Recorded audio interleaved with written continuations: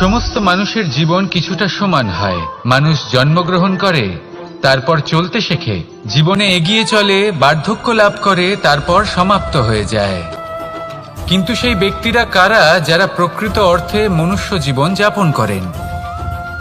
এনারা হলেন সেই ব্যক্তি যারা পড়ে গেলেও আবার উঠে দাঁড়ানোর চেষ্টা করেন, নিজের ভেঙে পড়া অস্তিত্বকে আগলে নিয়ে আবার একটা আকার দেওয়ার চেষ্টা করেন, ভগ্ন আশাকে আবার একটা নতুন দিশা দেন।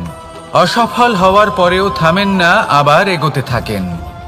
অসফল হওয়ার পরে যদি আপনি থেমে যান তাহলে সাফল্য আপনার সামনে অপেক্ষা করে, কিন্তু আপনি তা দেখতে পান না।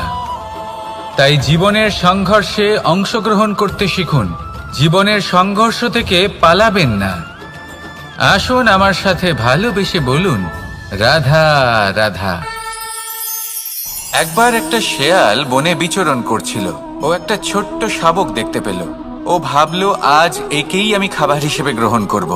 আশেপাশে দেখলো কেউ দেখছে না, তো কেউ ছিল না, আর সেই শাবকের ওপর আক্রমণ করল, যা হলো একটা ঘোর অপরাধ।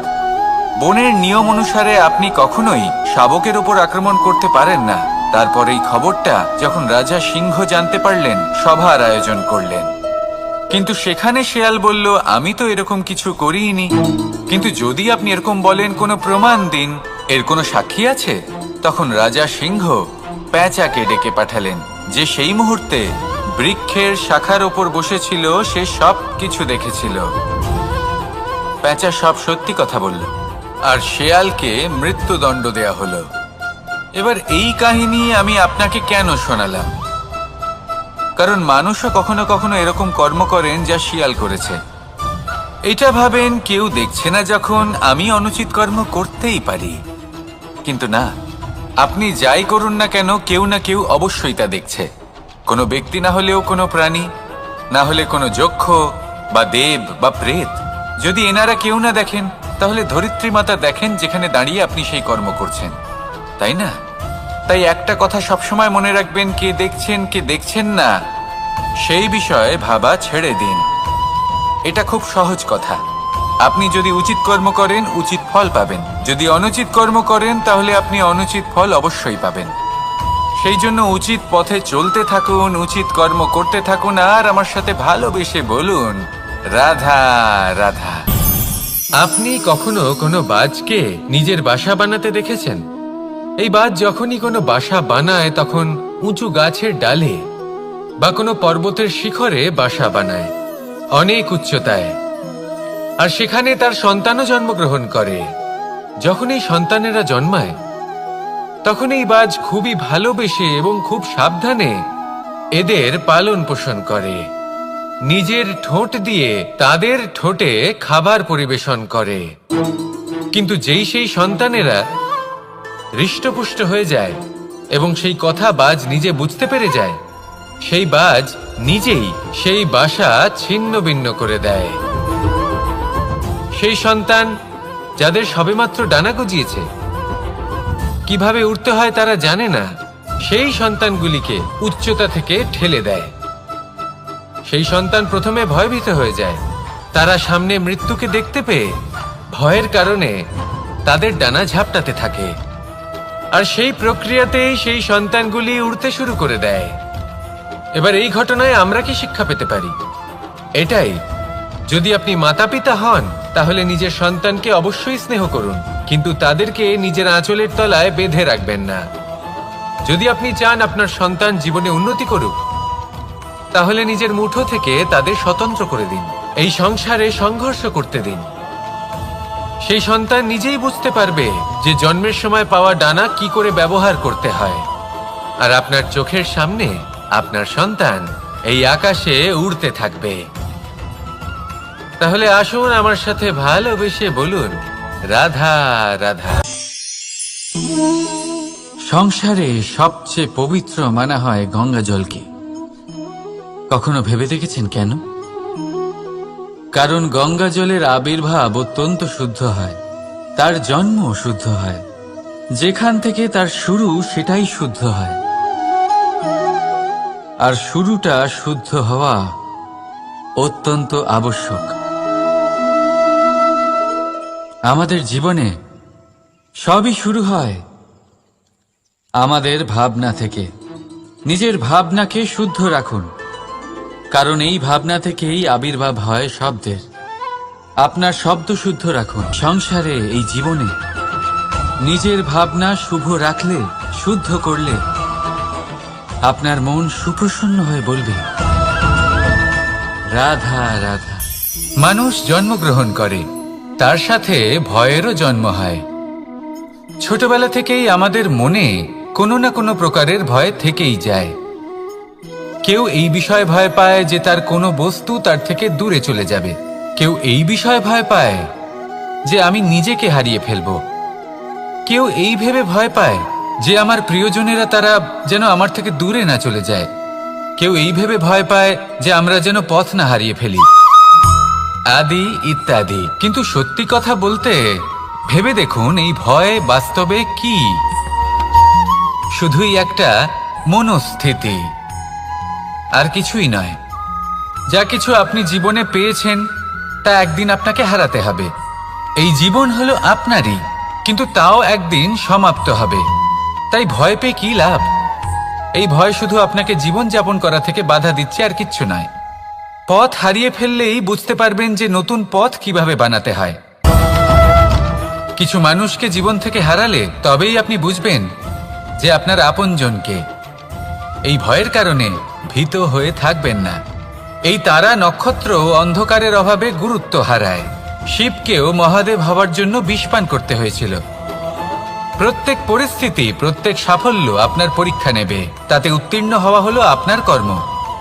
যখনই আপনি ভয় পাবেন বা সংকটের সম্মুখীন হবেন, তখন সাহসের সাথে তার সম্মুখীন হন। মনে রাখবেন, যে সম্মুখীন হতে জানে, সাফল্য তার সাথে সবসময় থাকে। আসুন আর আমার সাথে ভালোবেসে বলুন, রাধা রাধা। আমাদের হাতটা দেখুন। এই হাতে 5টা আঙুল আছে, যা ভিন্ন ভিন্ন ধরনের। একরকম কেন নয়? কারণ হলো প্রত্যেকের নিজের নিজের গুরুত্ব আছে, নিজের নিজের মাহাত্ম্য আছে। এরা ভিন্ন, তাই একত্রিত হয়ে মুষ্টিবদ্ধ করা সম্ভব, যার দ্বারা আমরা আত্মরক্ষাও করতে পারি, আবার আক্রমণও করতে পারি। যদি 5টি আঙুল সমান হতো তাহলে মুষ্টিবদ্ধ হতে পারত না, নিজেদের মধ্যে বিভ্রান্তির সৃষ্টি করত। এবার এরকমই কিছু আমাদের সংসারেও হয়। আমাদের দেশ, যেখানে একটি ভূমির ওপর ভিন্ন ভিন্ন ধর্মের মানুষ বাস করেন, ভিন্ন ভিন্ন জাতি, ভিন্ন ধর্ম, ভিন্ন ভাষা।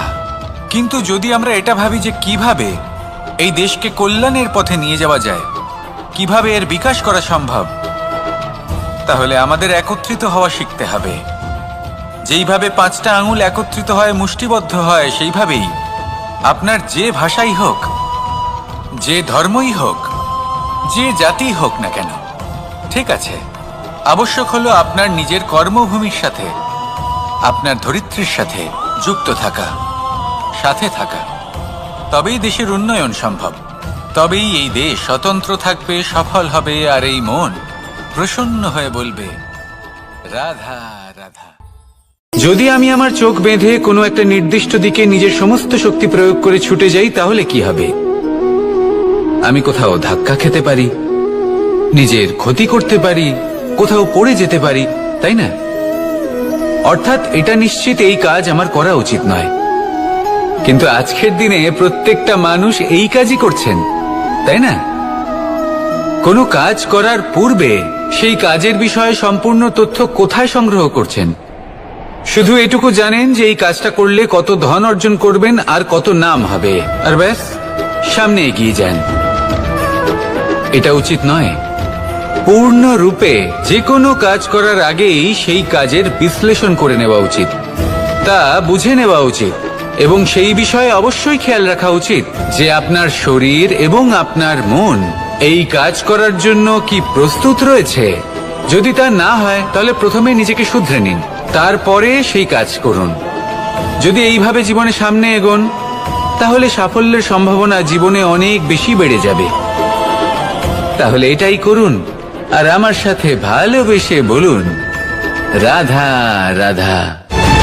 এই সংসারে সাফল্য লাভ করার জন্য জ্ঞানের প্রয়োজন হয়, পরিশ্রমের প্রয়োজন হয়, দৃঢ় নিষ্ঠার প্রয়োজন হয়, নিরন্তর চেষ্টা করা প্রয়োজনীয়। কিন্তু আরো কিছু আছে যা অত্যন্ত প্রয়োজনীয় এবং গুরুত্বপূর্ণ। তা হলো ভালো বন্ধু। তাদের থাকা অত্যন্ত প্রয়োজনীয়। যদি ভালো বন্ধু থাকে তাহলে সময় এলে তারা ঢাল হয়ে আপনাকে সুরক্ষা করবেন। সময় এলে অস্ত্রের মতো শত্রুকে সংহারও করবেন। যদি তিনি জ্ঞানী হন, তাদের মধ্যে সদ্গুণ থাকে, তাহলে এই সব গুণ আপনার মধ্যেও প্রবেশ করবে।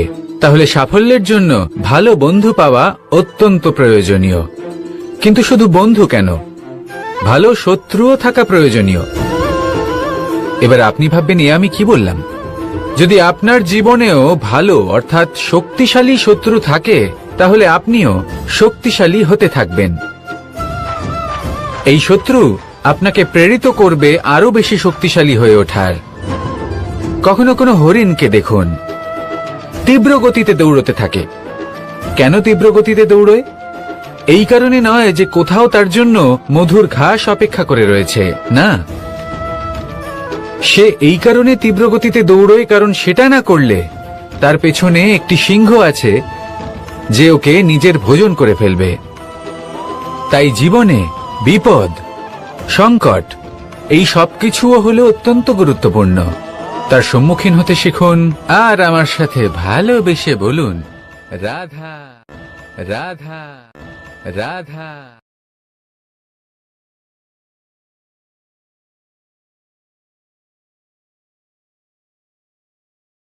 লক্ষ্যে পৌঁছানো অত্যন্ত কঠিন হয়। কেউ ভাবেন যে কেন এত কঠিন হয়, কেন এত কষ্ট করতে হয় লক্ষ্যে পৌঁছানোর জন্য। এই লক্ষ্য সরলভাবে কেন আমার কাছে চলে আসে না?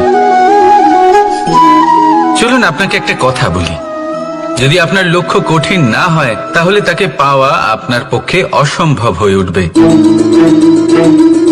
লক্ষ্যে পৌঁছানোর এই রাস্তায় আপনি যে কড়া রোদের সম্মুখীন হন, যার থেকে আপনি দূরে পালাতে চান, সেই রোদ আপনাকে প্রেরণা যোগায় যে আপনি এগোতে থাকুন।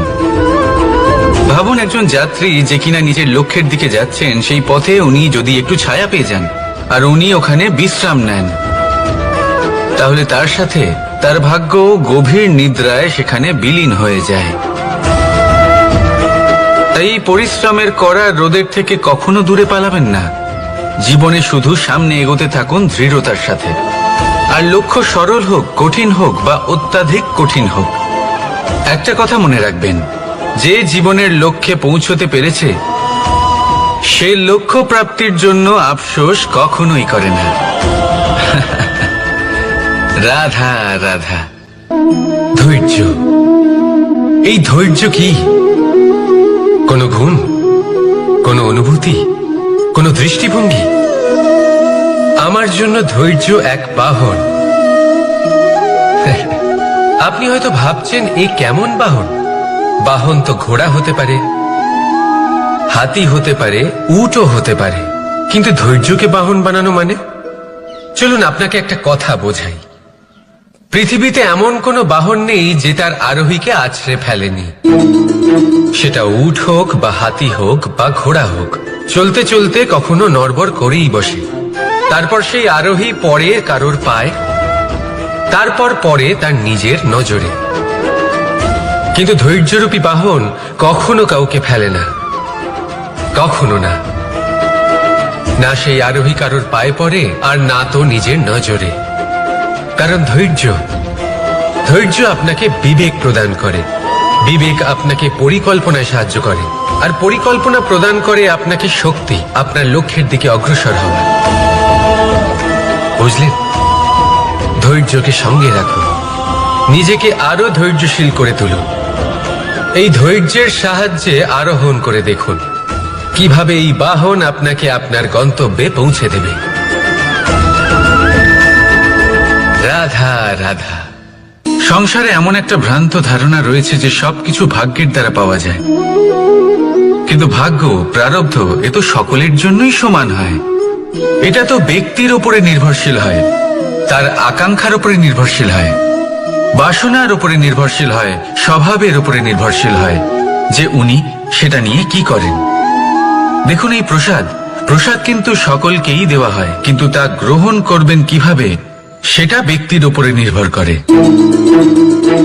আপনাকে এক উদাহরণ দিই। যেমন ধরুন, দুজন মানুষকে আমি একটা করে মাটির ডেলা দিলাম, সেটা নিয়ে তারা কি করবেন? একজন মানুষ তার ছোট ছোট ডেলা বানাবেন আর পথযাত্রীদের ওপরে ছুঁড়ে মারবেন, হাসি ঠাট্টা করবেন, তাদের বস্ত্র নোংরা করে দেবেন, সেটাতেই উনি আনন্দ পাবেন। অন্যদিকে দ্বিতীয় ব্যক্তি সেই মাটির ডেলা দিয়েই নিজের জন্য একটা কুঁড়ে ঘর বানাবেন। সেই কুঁড়ে ঘর যা রোদেতে, বৃষ্টিতে, ঝড়ে তাকে সুরক্ষিত রাখবে। অনুভূতি, এই অনুভূতি বদলাতে শিখুন। এই অনুভূতি অত্যন্ত গুরুত্বপূর্ণ। ভালোবাসাতেও এই অনুভূতি হলো অত্যন্ত গুরুত্বপূর্ণ। ভালোবাসা সে বন্ধুর সাথে হোক, মা বাবার সাথে হোক, ভাই বোনের সাথে হোক, স্ত্রীর সাথে হোক, যে কারোর সাথে হোক। মনে রাখবেন, এই হলো সেই অনুভূতি যা আপনার ভাগ্য নির্ধারণ করে থাকে। তাহলে আসুন আমার সাথে প্রেমের অনুভূতি নিয়ে বলুন, রাধা রাধা। লক্ষ্য, পথ আর সাফল্য, এই তিনটেই একে অপরের সাথে জড়িত, কিন্তু অনেকবার মানুষ এদের ঠিকভাবে বুঝতে পারেন না। তারা ভাবেন যে যেরকম লক্ষ্য হবে সেরকমই পথ হবে, সেই মতোই লক্ষ্য কঠিন হলে পথ কঠিন হবে, লক্ষ্য সরল হলে পথও সরল হবে।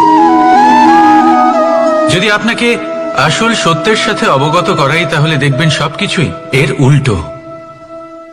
লক্ষ্য নিজের পথ বানায় না, পথ সেটাই যেটা আপনি স্বয়ং নির্বাচন করে আপনি নিজে বানান।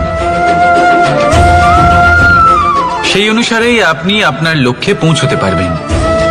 সেই জন্য জীবনে যখনই লক্ষ্যে পৌঁছানোর পথের বিষয়ে আপনি কোনো সিদ্ধান্ত নেবেন, তাহলে তা ভেবে চিন্তে নেবেন, কারণ এই পথ অত্যন্ত গুরুত্বপূর্ণ।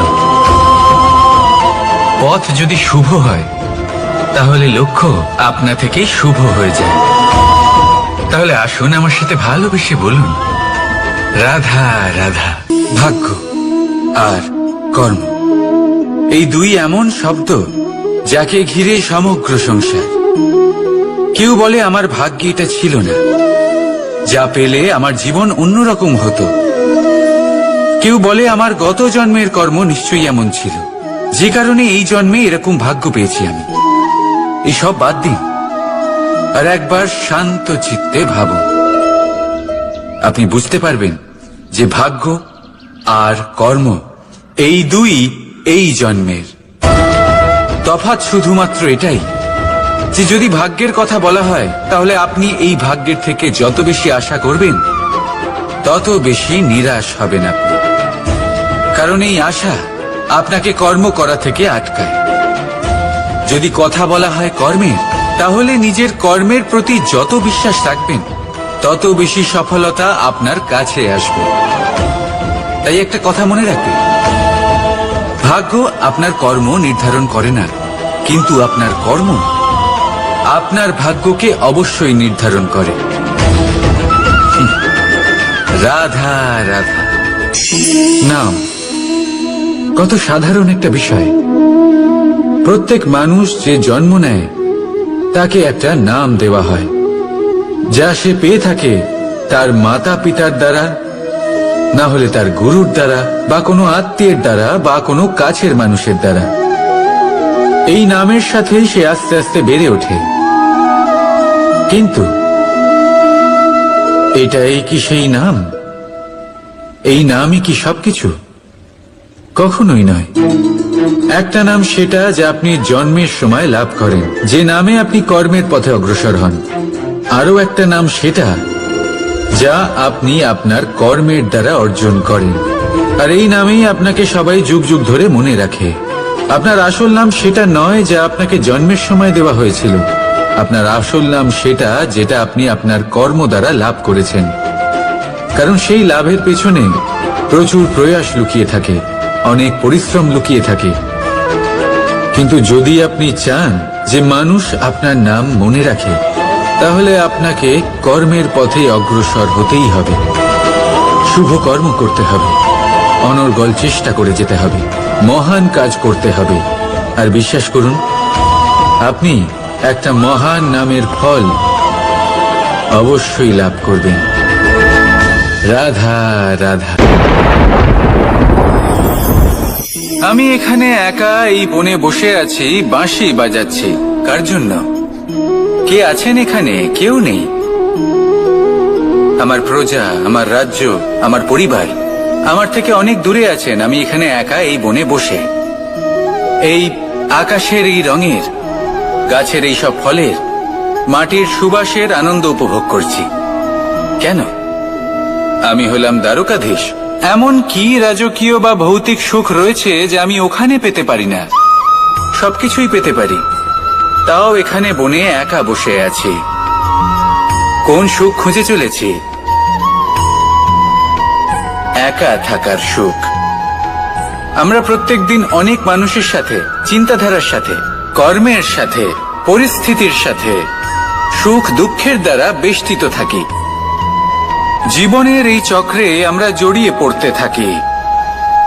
যতই আমরা এই সমস্যার সমাধান করি, আমরা ততই এতে জড়িয়ে পড়ি। আমরা এতটাই জড়িয়ে পড়ি যে যখন আমরা আয়নায় নিজেদের দেখি, তখন আমরা নিজেদের চিনতেই পারি না। এমন মনে হয় যেন আমরা নিজেদের হারিয়ে ফেলেছি। সেই জন্য প্রত্যেক দিন আপনি কিছু সময় নিজের সাথে কাটান একান্তে।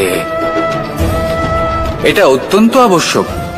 নিজের অস্তিত্বের গভীরে গিয়ে দেখতে শিখুন, নিজেকে বুঝুন। অদ্ভুত শান্তির অনুভূতি হবে। যেমন এই বায়ু, এই বৃক্ষ, এই পুষ্প, এই নিসর্গ, এদের মতো আপনিও কখনো একলা হতে শিখুন। কখনো নিসর্গের একটা অংশ হয়ে দেখুন। এই মন প্রসন্ন হয়ে বলবে, রাধা। একবার একটা শেয়াল বনে বিচরণ করছিল। ও একটা ছোট্ট শাবক দেখতে পেল। ও ভাবলো, আজ একেই আমি খাবার হিসেবে গ্রহণ করব। আশেপাশে দেখলো কেউ দেখছে না তো, কেউ ছিল না। আর সেই শাবকের ওপর আক্রমণ করলো, যা হলো একটা ঘোর অপরাধ। বনের নিয়ম অনুসারে আপনি কখনোই শাবকের ওপর আক্রমণ করতে পারেন না। তারপর এই খবরটা যখন রাজা সিংহ জানতে পারলেন, সভার আয়োজন করলেন। কিন্তু সেখানে শেয়াল বলল, আমি তো এরকম কিছু করিনি। কিন্তু যদি আপনি এরকম বলেন, কোনো প্রমাণ দিন, এর কোনো সাক্ষী আছে? তখন রাজা সিংহ পেঁচাকে ডেকে পাঠালেন, যে সেই মুহূর্তে বৃক্ষের শাখার ওপর বসেছিল। সে সব কিছু দেখেছিল। পেঁচা সব সত্যি কথা বলল, আর শেয়ালকে মৃত্যুদণ্ড দেয়া হলো। এবার এই কাহিনী আমি আপনাকে কেন শোনালাম? কারণ মানুষও কখনো কখনো এরকম কর্ম করেন যা শিয়াল করেছে। এটা ভাবেন কেউ দেখছে না, যখন আমি অনুচিত কর্ম করতেই পারি। কিন্তু না, আপনি যাই করুন না কেন, কেউ না কেউ অবশ্যই তা দেখছে। কোনো ব্যক্তি না হলেও কোনো প্রাণী, না হলে কোনো যক্ষ বা দেব বা প্রেত। যদি এনারা কেউ না দেখেন, তাহলে ধরিত্রী মাতা দেখেন, যেখানে দাঁড়িয়ে আপনি সেই কর্ম করছেন, তাই না? তাই একটা কথা সবসময় মনে রাখবেন, কে দেখছেন কে দেখছেন না সেই বিষয়ে ভাবা ছেড়ে দিন। এটা খুব সহজ কথা। আপনি যদি উচিত কর্ম করেন, উচিত ফল পাবেন। যদি অনুচিত কর্ম করেন, তাহলে আপনি অনুচিত ফল অবশ্যই পাবেন। সেই জন্য উচিত পথে চলতে থাকুন, উচিত কর্ম করতে থাকুন, আর আমার সাথে ভালোবেসে বলুন, রাধা রাধা। বাহ, পুষ্পের সুবাস আমার খুব ভালো লাগে। অত্যন্ত সুন্দর হয় এই পুষ্প। এইভাবে চারিদিকে পুষ্প দেখে মন আনন্দিত হয়ে ওঠে। এবার আপনারা ভেবে দেখুন, আমার চারিদিকে পুষ্প নয়, আগুন আছে। তাহলে কি হবে? আমার শরীর কি জ্বলে যাবে না? অবশ্যই জ্বলবে। শরীরকে কি আগুনের তাপ সহ্য করতে হবে না? অবশ্যই সহ্য করতে হবে। এটাই হলো প্রকৃতির নিয়ম। এই নিয়ম কিন্তু আমরা সবাই জানি, কিন্তু আমাদের মধ্যে বেশিরভাগ মানুষ এই বিভ্রান্তি নিয়ে বাঁচি যে এই যে প্রকৃতির নিয়ম, তা আমার ওপর প্রযোজ্য নয়। তা কিন্তু নয়। আমাদের চতুর্দিকে এই যে নিসর্গ রয়েছে, আমরা তার কতটা ক্ষতি করি সেটা একবার ভেবে দেখুন। আমরা বনাঞ্চল জ্বালিয়ে দিই, বায়ু দূষিত করি, জল দূষিত করি, প্রাণীদের হত্যা আমরা করি। কেন? এই নিসর্গ আমরা নষ্ট করি, যদিও আমরা জানি যে আমরাও হলাম এই নিসর্গেরই অংশ। এবার দেখুন, শরীরের কোনো অংশে যদি আগুন ধরান, আস্তে আস্তে সমস্ত শরীরও জ্বলে যাবে। সেইভাবেই নিসর্গ যদি নষ্ট হয়ে যায়, তাহলে মনুষ্য জাতিও নষ্ট হয়ে যাবে। তাই এই যে নিসর্গ আপনি দেখছেন, এই পুষ্প, এই বৃক্ষ, বায়ু, জল, এদের সকলকে রক্ষা করুন, নষ্ট নয়। মনে রাখবেন, যদি নিসর্গ থাকে মানুষ থাকবে, যদি নিসর্গ থাকে তাহলেই জীবন থাকবে। আসুন আমার সাথে ভালোবেসে বলুন, রাধা রাধা। কারই না পছন্দ বলুন তো? অত্যন্ত সুস্বাদু হয় এই মধু, মিষ্টি খেতে হয় এবং তা শক্তিও প্রদান করে, এবং প্রত্যেকটি মিষ্টি পদার্থের মতোই এতেও খুব তাড়াতাড়ি পিঁপড়ে ধরে যায়। অন্যদিকে যদি নুনকে দেখি, তাহলে বছরের পর বছর রাখলেও এতে পিঁপড়ে ধরে না। এবার যদি কথা বলি বন্ধুত্বের, তাহলে বন্ধুত্ব নুনের মতো হওয়া উচিত, মধুর মতো নয়। যারা সামনে এলে শুধুমাত্র মধুর মধুর কথা বলবে, পরে এতে পিঁপড়ে ধরে যাবে, এটা নুনের মতো হওয়া উচিত। প্রকৃত বন্ধু হলো সে, যে সময় এলে পরে আপনার সামনে আপনার প্রকৃত সত্য তুলে ধরবে, তা সে যতই কঠিন হোক না কেন। আপনার দোষ, আপনার অপগুণ, আপনার খামতি আপনাকে বলতে পারবে, যাতে আপনি সেগুলো শুনে মেনে নিয়ে তারপর নিজেকে শুধরোতে পারেন। এটাই হলো প্রকৃত বন্ধুত্ব। কখনো নিজের জীবনের আশেপাশে মন দিয়ে দেখবেন, অনেক সময় এমন মানুষ থাকেন, অনেক বন্ধু থাকেন, যাদের দেখে আমাদের মনে হয় যে এনারা খুব কঠোর, এনাদের কথা খুব কটু। কিন্তু বেশিরভাগ এমন মানুষের মনটা যদি বুঝতে পারেন, তাহলে দেখবেন তাতে কোনো মালিন্য নেই, এনাদের মন অত্যন্ত পবিত্র হয়। যদি আপনার জীবনেও এমন কোনো ব্যক্তি থেকে থাকে, এমন বন্ধু থাকে, তাহলে তাদের আগলে রাখুন আর আমার সাথে ভালোবেসে বলুন, রাধা রাধা। যতক্ষণ আমরা এই সংসারে জীবিত, ততক্ষণ আমাদের সাথে সবকিছু থাকে, আমাদের ধন, সুখ স্বাচ্ছন্দ্য, আমাদের মিত্রগণ, আমাদের পরিবার, এই সমাজ, এই সবকিছু আমাদের সাথে থাকে। যেদিন আমরা এই সংসারকে ত্যাগ করব, এদের মধ্যে কেউ আমাদের সাথে যাবে না, না ধন, না স্বাচ্ছন্দ্য, না সম্পত্তি। এই সকল মানুষ, এই সমাজ, এরা শুধুমাত্রই শ্মশান পর্যন্ত আমাদের সাথে থাকতে পারবেন। তারপরে যদি আমাদের সাথে কিছু যেতে পারে, তাহলে তা শুধুই আমাদের ধর্ম। আর এই সংসারে আমরা নিজেদের যে সুনাম রেখে যাই, সেটা সম্ভব শুধুমাত্র কর্মের দ্বারা। সেই জন্য সংসারে যতদিন পর্যন্ত জীবিত আছেন, যদি কিছু অর্জন করতে চান, তাহলে ধর্ম অর্জন করুন, ধর্মের বিষয়ে স্পষ্টতা অর্জন করুন এবং কর্ম অর্জন করুন। এটাই হবে আপনার অতীত এবং এটাই হবে আপনার ভবিষ্যৎ, এবং এটাই সকলকে প্রেরণা প্রদান করবে। আসুন আমার সাথে ভালোবেসে বলুন, রাধা রাধা। যখনই কোনো যাত্রায় যাব বলে মনে করি, তখনই আমরা প্রস্তুত থাকি আসন্ন বিপদের জন্য বা সংকটের জন্য। যেমন যদি আমাদের মনে হয় যে আজকের পরিবেশ খুব ঠান্ডা হবে, তাহলে আমরা গরম বস্ত্র ধারণ করি বা সেটাকে সাথে নিয়ে যাই। যদি মনে হয় যে বৃষ্টি হতে পারে বা বৃষ্টি হয়ে চলেছে, আমরা দেখছি, তাহলে আমরা একটা ছাতা সাথে নিয়ে নিই। আমরা প্রস্তুত থাকতে চাই এবং এটাই উচিত, এবং সেই কারণেই আমরা যাত্রায় সাফল্য লাভ করি।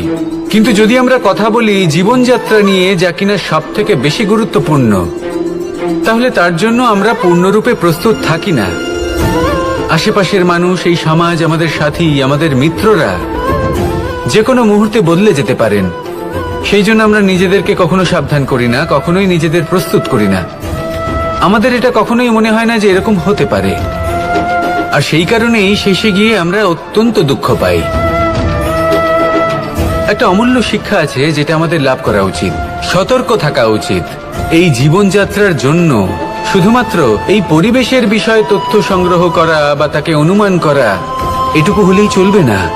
আমাদের আশেপাশের মানুষজনকে দেখতে হবে, তাদের স্বভাব, পরিস্থিতির ওপর নজর রাখতে হবে। যখন তারা রং পাল্টাচ্ছেন, নজর রাখতে হবে, তা অত্যন্ত আবশ্যক। পরিবর্তন আপনার জীবনে অবশ্যম্ভাবী, সঠিকভাবে তার সম্মুখীন হন। আসুন আমার সাথে ভালোবেসে বলুন, রাধা। এই সংসারের সব থেকে বড় সুখ কি? কেউ বলবেন নিজের লক্ষ্য প্রাপ্ত করা, কেউ বলবেন ধন উপার্জন করা, কেউ বলবেন নিদ্রাই সব থেকে বড় সুখ, কেউ বলবেন রাজ্য লাভ করা, আবার কেউ বলবেন মাতার হাত থেকে খাবার খাওয়া, আদি ইত্যাদি। কিন্তু যদি সত্যি কথা বলি, এই সংসারের সব থেকে বড় সুখ হল সেবা করা। কখনো কাউকে সেবা করে দেখুন। এই সেবা দ্বারা অন্য কোনো মানুষের আশীর্বাদ লাভ করাতেই সুখ রয়েছে। আপনার সেবা ভাব দ্বারা যখন কোনো মানুষ নিজের অন্তরাত্মা থেকে আপনাকে আশীর্বাদ করে, তার থেকে বড় সুখ আর কিছুই নেই। কারণ প্রত্যেক মানুষের মধ্যে ঈশ্বর বাস করেন। নরের সেবাই হলো নারায়ণের সেবা। নিষ্কাম সেবা করাই হলো সব থেকে বড় সুখ। তাই নিজের অন্তরে সেবার এই ভাব জাগ্রত করুন। যে সুখের কথা আমি বলছি, সেই সুখ অনুভব করেই দেখুন। এই মন সুপ্রসন্ন হয়ে বলবে, রাধা রাধা। বাহ, পুষ্পের সুবাস আমার খুব ভালো লাগে। অত্যন্ত সুন্দর হয় এই পুষ্প। এইভাবে চারিদিকে পুষ্প দেখে মন আনন্দিত হয়ে ওঠে। এবার আপনারা ভেবে দেখুন, আমার চারিদিকে পুষ্প নয়, আগুন আছে। তাহলে কি হবে? আমার শরীর কি জ্বলে যাবে না? অবশ্যই জ্বলবে। শরীরকে কি আগুনের তাপ সহ্য করতে হবে না? অবশ্যই সহ্য করতে হবে। এটাই হলো প্রকৃতির নিয়ম। এই নিয়ম কিন্তু আমরা সবাই জানি, কিন্তু আমাদের মধ্যে বেশিরভাগ মানুষ এই বিভ্রান্তি নিয়ে বাঁচি যে এই যে প্রকৃতির নিয়ম, তা আমার ওপর প্রযোজ্য নয়। তা কিন্তু নয়। আমাদের চতুর্দিকে এই যে নিসর্গ রয়েছে, আমরা তার কতটা ক্ষতি করি সেটা একবার ভেবে দেখুন। আমরা বনাঞ্চল জ্বালিয়ে দিই, বায়ু দূষিত করি, জল দূষিত করি, প্রাণীদের হত্যা আমরা করি। কেন? এই নিসর্গ আমরা নষ্ট করি, যদিও আমরা জানি যে আমরাও হলাম এই নিসর্গেরই অংশ। এবার দেখুন, শরীরের কোনো অংশে যদি আগুন ধরান, আস্তে আস্তে সমস্ত শরীরও জ্বলে যাবে। সেইভাবেই নিসর্গ যদি নষ্ট হয়ে যায়, তাহলে মনুষ্য জাতিও নষ্ট হয়ে যাবে। তাই এই যে নিসর্গ আপনি দেখছেন, এই পুষ্প, এই বৃক্ষ, বায়ু, জল, এদের সকলকে রক্ষা করুন, নষ্ট নয়। মনে রাখবেন, যদি নিসর্গ থাকে মানুষ থাকবে, যদি নিসর্গ থাকে তাহলেই জীবন থাকবে। আসুন আমার সাথে ভালোবেসে বলুন, রাধা রাধা। সমস্ত মানুষের জীবন কিছুটা সমান হয়। মানুষ জন্মগ্রহণ করে, তারপর চলতে শেখে, জীবনে এগিয়ে চলে, বার্ধক্য লাভ করে, তারপর সমাপ্ত হয়ে যায়। কিন্তু সেই ব্যক্তিরা কারা যারা প্রকৃত অর্থে মনুষ্য জীবন যাপন করেন? এনারা হলেন সেই ব্যক্তি যারা পড়ে গেলেও আবার উঠে দাঁড়ানোর চেষ্টা করেন, নিজের ভেঙে পড়া অস্তিত্বকে আগলে নিয়ে আবার একটা আকার দেওয়ার চেষ্টা করেন, ভগ্ন আশাকে আবার একটা নতুন দিশা দেন। অসফল হওয়ার পরেও থামেন না, আবার এগোতে থাকেন। অসফল হওয়ার পরে যদি আপনি থেমে যান, তাহলে সাফল্য আপনার সামনে অপেক্ষা করে, কিন্তু আপনি তা দেখতে পান না। তাই জীবনের সংঘর্ষে অংশগ্রহণ করতে শিখুন। জীবনের সংঘর্ষ থেকে পালাবেন না। আসুন আমার সাথে ভালোবেসে বলুন, রাধা রাধা। একবার একটা শেয়াল বনে বিচরণ করছিল। ও একটা ছোট্ট শাবক দেখতে পেল। ও ভাবলো, আজ একেই আমি খাবার হিসেবে গ্রহণ করব। আশেপাশে দেখলেও কেউ দেখছে না তো, কেউ ছিল না। আর সেই শাবকের ওপর আক্রমণ করল, যা হলো একটা ঘোর অপরাধ। বনের নিয়ম অনুসারে আপনি কখনোই শাবকের ওপর আক্রমণ করতে পারেন না। তারপর এই খবরটা যখন রাজা সিংহ জানতে পারলেন, সভার আয়োজন করলেন। কিন্তু সেখানে শেয়াল বলল, আমি তো এরকম কিছু করিনি। কিন্তু যদি আপনি এরকম বলেন, কোনো প্রমাণ দিন, এর কোনো সাক্ষী আছে? তখন রাজা সিংহ পেঁচাকে ডেকে পাঠালেন, যে সেই মুহূর্তে বৃক্ষের শাখার ওপর বসেছিল। সে সব কিছু দেখেছিল। পেঁচা সব সত্যি কথা বলল, আর শেয়ালকে মৃত্যুদণ্ড দেয়া হলো। এবার এই কাহিনী আমি আপনাকে কেন শোনালাম? কারণ মানুষও কখনো কখনো এরকম কর্ম করেন যা শিয়াল করেছে। এটা ভাবেন কেউ দেখছে না যখন আমি অনুচিত কর্ম করতেই পারি, কিন্তু না, আপনি যাই করুন না কেন কেউ না কেউ অবশ্যই তা দেখছে।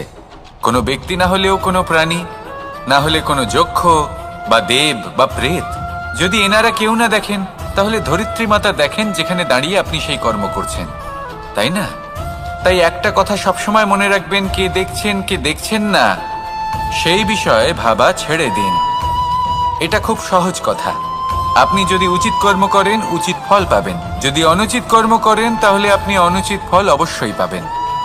সেই জন্য উচিত পথে চলতে থাকুন, উচিত কর্ম করতে থাকুন, আর আমার সাথে ভালোবেসে বলুন রাধা রাধা। আপনি কখনো কোনো বাজকে নিজের বাসা বানাতে দেখেছেন? এই বাজ যখনই কোনো বাসা বানায় তখন উঁচু গাছের ডালে বা কোনো পর্বতের শিখরে বাসা বানায়, অনেক উচ্চতায়, আর সেখানে তার সন্তানও জন্মগ্রহণ করে। যখন এই সন্তানেরা জন্মায় তখন এই বাজ খুবই ভালোবেসে এবং খুব সাবধানে এদের পালন পোষণ করে। নিজের ঠোঁট দিয়ে তাদের ঠোঁটে খাবার পরিবেশন করে। কিন্তু যেই সেই সন্তানেরা হৃষ্টপুষ্ট হয়ে যায় এবং সেই কথা বাজ নিজে বুঝতে পেরে যায়, সেই বাজ নিজেই সেই বাসা ছিন্ন ভিন্ন করে দেয়। সেই সন্তান যাদের সবেমাত্র ডানা গজিয়েছে, কিভাবে উঠতে হয় তারা জানে না, সেই সন্তানগুলিকে উচ্চতা থেকে ঠেলে দেয়। সেই সন্তান প্রথমে ভয়ভীত হয়ে যায়। তারা সামনে মৃত্যুকে দেখতে পেয়ে ভয়ের কারণে তাদের ডানা ঝাপটাতে থাকে, আর সেই প্রক্রিয়াতেই সেই সন্তানগুলি উড়তে শুরু করে দেয়। এবার এই ঘটনায় আমরা কি শিক্ষা পেতে পারি?